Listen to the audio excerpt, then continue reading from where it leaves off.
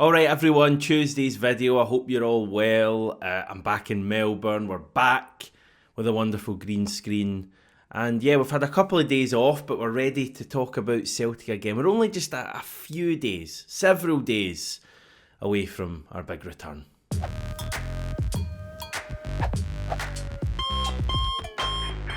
Yes, we're gradually getting through the international break. It's been pretty slow, I'll be honest with you. But as I say, we're Tuesday morning, if you're watching this pretty soon after it going out. Celtic are back on Saturday. So, we've come through the majority of the break. The international football's nearly finished and we can firmly talk about Celtic. We're going to do that a little bit on today's video. Also going to discuss the kind of international roundup as well, what our first team players have been up to. Spoiler, not playing a hell of a lot, but that may not be the worst thing as Celtic fans. Let's just do that now. Actually, that's just who is away on international duty. So not actually too many players away. We've discussed the fact that like Lewis Palma's not away and a few other players that have been in the past. Obviously, Callum McGregor no longer plays international football. So, not as many players away. And of those players, actually not a lot of them playing regularly for their countries. Kasper Schmeichel, as you would expect, certainly is. He played in Denmark's 1-0 loss to Spain on Saturday. The Danes face Switzerland tonight in a match that will see Schmeichel go up against Borussia Dortmund goalkeeper Gregor Kobel. Less said about that, the better. Viljami Senizalo is playing a bench role at the moment for club and country. His Finland side lost to the Republic of Ireland on whatever day that was. Was that Thursday night, potentially? More on that in a little second. Anthony Ralston played all of Scotland's defeat to Croatia and could do the same against Portugal tonight at Hampden. Austin Trusty didn't feature at all for the USA in their win over Panama. They face Mexico in the early hours of Wednesday morning. Again, you wouldn't expect he'll get any game time there, but it's certainly, in terms of the travelling for Trusty, quite a late one. I don't know what time he'll get back to Glasgow at. Certainly be some stage later on Wednesday. So really only Thursday and Friday back before the big game against Aberdeen. So will he feature in that match? I guess a lot of that will come down to Cameron Carter-Vickers' fitness as well. Now, as we heard last week, Liam Scales scored his first Republic of Ireland goal as they beat Finland. Their second game didn't go quite as well. They lost 2-0 to Greece. Scales played again. In midfield, Arne Engels actually got minutes last night, 10 minutes to be precise, for Belgium. They lost 2-1 to France. So Belgium-France, pretty big game for Engels to come into, even as a pretty late sub. He replaced Charles de Ketelaere, who is a player we might probably hear a little bit more about over the next week or so. That's because he plays for Atalanta, who we face this time next week. Reo Hatate, once again an unused sub for Japan. They beat Saudi Arabia 2-0 in their first game. They're actually playing tonight for me. I think it's an 11:35 a.m. kickoff if you're based in the UK.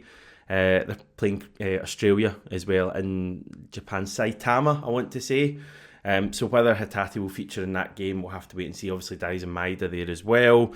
Paulo Bernardo scored a late goal for Portugal 21s as they beat the Faroe Islands and also qualified for next summer's Euro Under-21s Championship, if that's what it's called. He was posting on Instagram about that as well. So it's going well for Paulo Bernardo. He's the captain of the Portugal 21s, even though he's, I think he's older than 21 now, isn't he? Hang on, let me just quickly check. I'm pretty sure he is. Yeah, he's 22. Nearly 23 actually, Bernardo, but I think the 21s, there's like a rule. It's rather than you can only play when you're under 21, there's like a cut-off date, and I think he'll be allowed to play at the Euro thing next summer. So that's all well and good for him. So more confidence there. James Forrest, the only real kind of injury concern we have at this stage in terms of the internationals that were away, he pulled out of the Scotland squad due to some sort of injury. We don't really know much more than that at this stage. I'm hopeful that it's nothing too serious. But I guess we'll find out more from Brendan Rodgers on Friday. Adam Ida stayed on the bench for the Republic of Ireland in their defeat to Greece.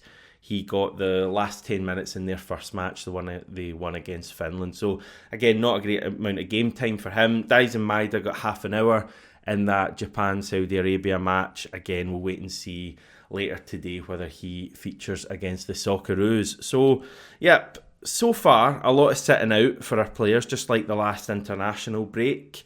It's really only Kasper Schmeichel, Anthony Ralston and Liam Scales that are the full internationals that are playing regularly right now. Paulo Bernardo is as well. The rest, though, are having to make do with substitute appearances or nothing at all, actually, for a fair few of them. Now, as a Celtic fan, first and foremost, that's not a bad thing, I think, to have our players resting, and clearly that lessens the chance of injuries if they're not actually playing in the matches. But obviously, personally, for these guys like Hatate and Trusty and some other players, then, you know, they want to be playing more often. They want to be representing their country, especially the Rio Hatate stuff going across to the other side of the world and not featuring. I guess the thing would be with Japan that they're playing so well at the moment that the manager's not going to be getting any flack at all in Japan for not playing Hatate because... they have a hell of a team, Japan. So he's probably warranted, certainly warranted in the decision he's making not to play Hatate. It's just not ideal for Hatate doing all that travelling not to feature. But yeah, he hopefully use it to bring on some better performances and more consistency at Celtic, starting with Saturday. And yeah, by this time tomorrow, the international games will be over. We can then properly look forward to the glorious return of Celtic. 7 games coming up in 3 competitions over the next 23 days before we go into yet another international break. I was actually doing a little bit of looking forward, kind of long-term planning this season, more just for the channel and content and all those things that you probably won't care about as much. And as I say, we do have an international break this time next month, which, yeah, admittedly is a bit of a pain. After that, though, we have a pretty clear run at the following few months. I think the next international break after next month's is March.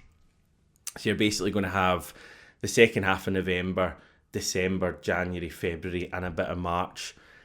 With just Celtic games, no more interruptions, and yeah, so much to be decided in that period. You've got like all the rest of our Champions League games basically, and the League Cup, and obviously all these league matches, some really good clashes against Aberdeen to come.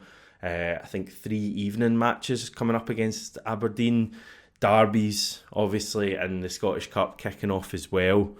So it's going to be a pretty exciting period after the next international break. Obviously, we've got some pretty big games coming up before then as well. And like you all, just counting down the days to get Celtic back. I know I'm a bit of a broken record with this international stuff. And yeah, I guess at some stage it must become pretty boring just hearing me going on about it. But it is a bit of a pain, isn't it? And I know a lot of people probably won't be watching this for the reason I'm about to say, just drift off during the international breaks, and to be honest, I can't blame people at all. When there's not a great amount happening and you just want Celtic to return, and especially, you know, for a lot of Scotland fans, when, let's just say, the buzz isn't there for Scotland in the same way it was prior to the Euros. So yeah, we'll just get through the next few days and then can properly look ahead to a real busy period for Celtic. In terms of actual stuff happening at Celtic right now, we did have Brendan Rodgers and Kieran Tierney meeting at a foundation event on Friday. It was a dinner in London. The foundation have actually announced that they raised an astounding net total in the region of £420,000 from the event, which is, you know, a pretty remarkable sum for one night. There was some big names involved there. Down in London, we had Rodgers, we had Martin O'Neill, Bernard Ponsonby, who I believe was one of the hosts of the evening, big Celtic fan, Roy Aitken, Chris Sutton, Stilian Petrov, Tierney was there obviously as well, and we even had music from Tony Hadley, formerly of Spandau Ballet, so a bit of something for everyone there. Seems like it was a great evening, as I say, raised a hell of a lot of money, which is the most important thing, clearly. However, in terms of people talking, it really was the image of Rodgers and Tierney back together that has people discussing Kieran Tierney. Could we see a return to Celtic one day for our academy graduate who turned into such a star for us at left back? Potentially, I guess, would be the answer for that. He's understood to be contracted at Arsenal until the summer of 2026. So another best part of 2 seasons. Obviously doesn't have much of a future at Arsenal. His injury concerns could mean that perhaps he would be available next summer for some sort of cut price fee.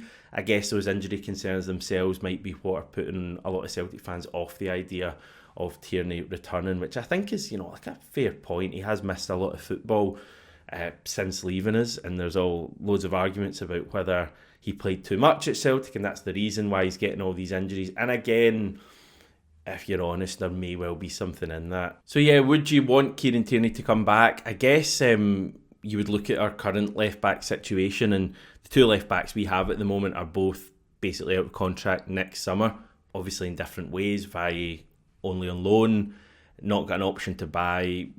I guess we'll see how Valle comes on, and then we'll get to the discussion of whether we should sign him, whether it's possible to sign him, etc. Greg Taylor out of contract as well. Again, I feel like Greg Taylor will sign a new deal, but we are in the 15th of October, and in 2.5 months he would be able to speak to other clubs. So that's something that will need to get sorted out sooner rather than later.